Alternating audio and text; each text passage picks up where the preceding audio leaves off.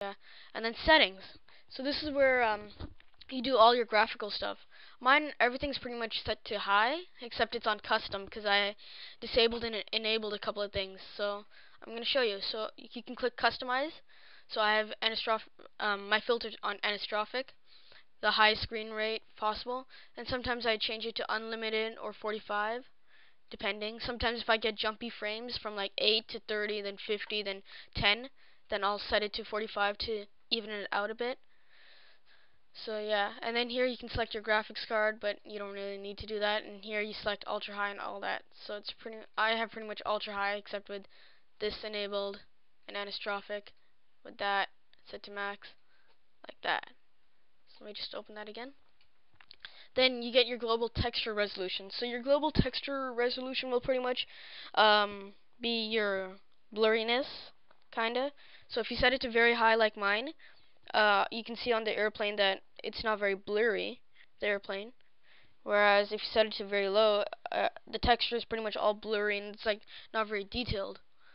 So then preview DirectX 10. This is only in Flight Simulator 10 Acceleration Expansion Pack, or Acceleration. And it's pretty much just previews DirectX 10. In the pictures it looked good, and when I was flying it looked good, except it had a couple of issues. Anti-aliasing didn't work, which kind of sucked.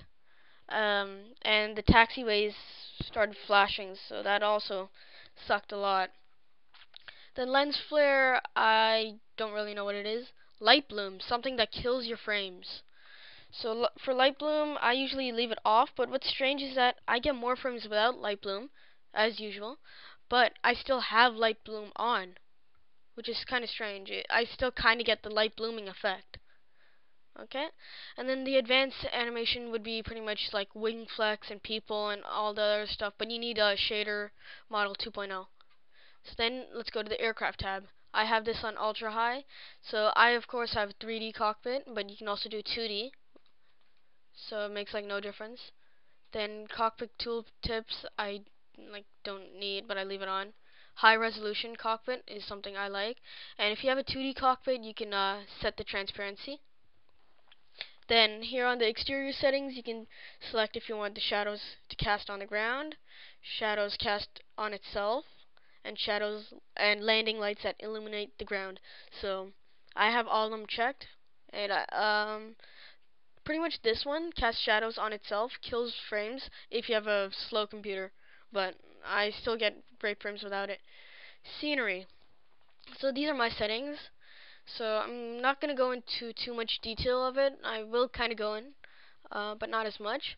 So this is pretty much just on the ultra high settings, except with this set to extremely dense, and this set to very dense, this unchecked, and yeah. So let me just open that again, because I always forget what my settings are. So the level of detail radius would be pretty much like you're flying inside a bubble, and that bubble would be everything that is already preloaded pretty much. So you can have a small, medium, or large radius. I choose a medium because I don't see a huge difference between medium and large. But small, you will see a difference.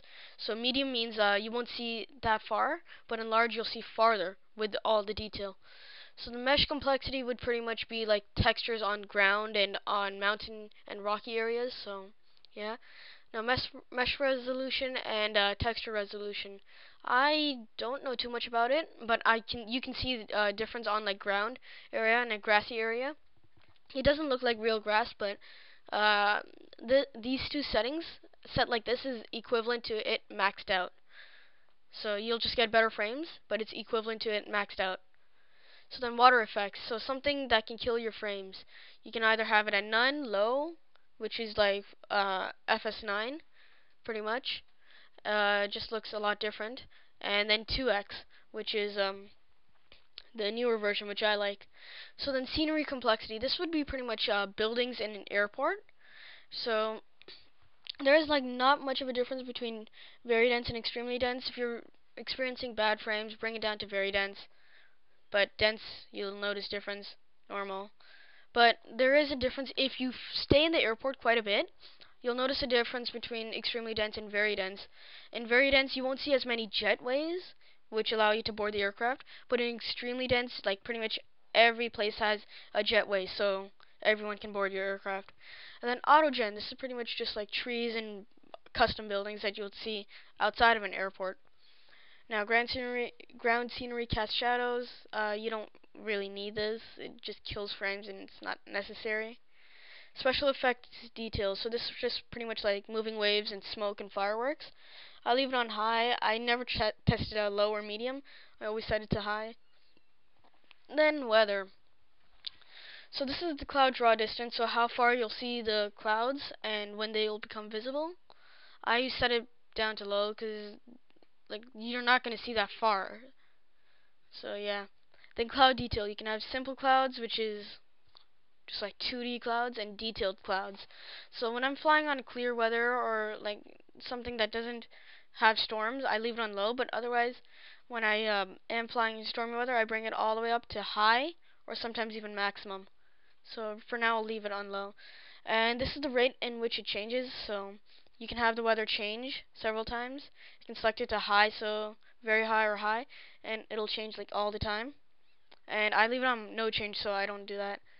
So download winds aloft with the real world weather. That pretty much just downloads the winds you would get in like real life. And turbulence would be pretty much disabling turbulence down here, this tab. Then traffic. So traffic I pretty much leave up on high. So there's like nothing much to give us much detail. This is pretty much the airlines. So it's just if you have a lot of airplanes out on the ground, it's how many different airlines you would see. And general aviation traffic would just be pretty much the traffic which you would see. So I have it set to 100%, but you can set it down. I don't see kill frames as much, but some people say it does. Airport vehicle density. I always leave it on high because I like having a lot of airport vehicles. Just add some more realism to your flight. Then there's road vehicles, which you would see on roads, on like major highways and stuff. I leave it on 20%, but sometimes if I am doing a video that will be up on just plain roads, I would bring it up a lot higher. Ships and ferries and leisure boats are just pretty much boats you would see on the ocean, so yeah, I leave it around 40%. It's pretty much, these are all pretty much the ultra high settings, except I just brought road vehicles from 30% to 20%, because I don't really need it as much. And then you can reset your defaults in the corners. So that's just pretty much the settings tab. Then there's other settings here as well, like sound. You can select your sound settings, controls. I tweaked my controls a little, not tweak, but like change them. And then realism. I always have my realism set to max. But what I always have to have on is auto rudder because my joystick doesn't have rudder controls, so that's why I leave auto rudder on. Then general is just your programming, which would be all this stuff. And then in missions, you would want to have captioning, and then compass pointer if you want it on. I always have it set to this. I don't know why I've moved on to none. And then you can select your air traffic control. So your pilot's voice, you can set different types. I leave it on the default one.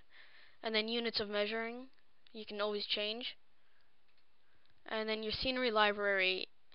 So this is pretty much just all the scenery that is loaded in Flight Simulator 10.